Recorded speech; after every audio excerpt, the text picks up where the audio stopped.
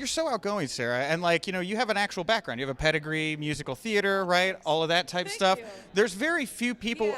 Theater. The thespians, right? Yes. Alas, poor Yorick. I knew him well.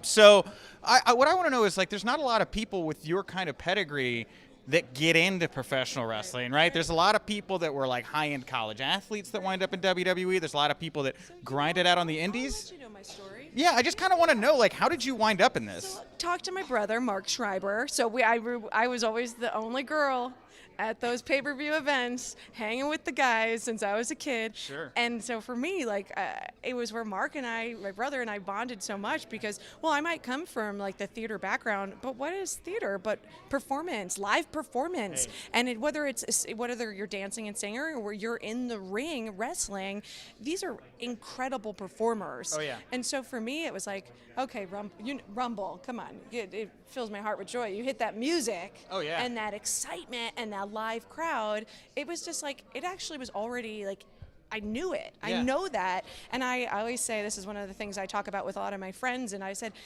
it's Gladiators and Shakespeare in one.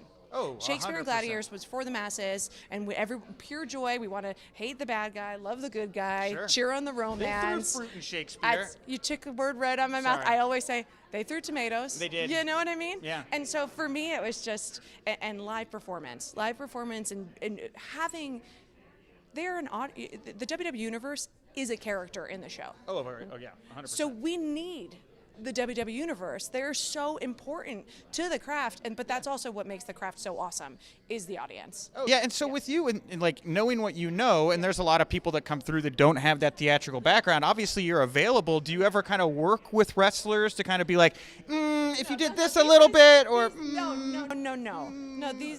These people are pros. Yeah. I stand back and I watch Titus talk at these community events, and I listen to him speak and his brilliance and his passion about what he does, and then I step back and I see Bianca Belair, and I know what I'm overwhelmed by how impressed and how these people have talent that are top 1% in the world. These 0.1%. I mean, to get a script day of and do a 3-hour show, to do that, and then when you learn a routine in tap, like, we'd rehearse it and we'd do it. Yeah. And we just do it live. We just go live to TV 3 hours. How often are you on your feet in those interviews? Is it like for a WWE interview? Like, how much of it is like what's coming, and how much of it is like improv on the spot? Because I feel like that's a space. You're in a space where people could mess with you. I love it. That's my favorite. Yeah. Oh, please. I was 'cause, saying, like, I was talking KO, Becky Lynch. It's my favorite. Come on. Do you have a favorite that you like to work with on camera? Is that like a good partner where you're like, man, the energy here is just.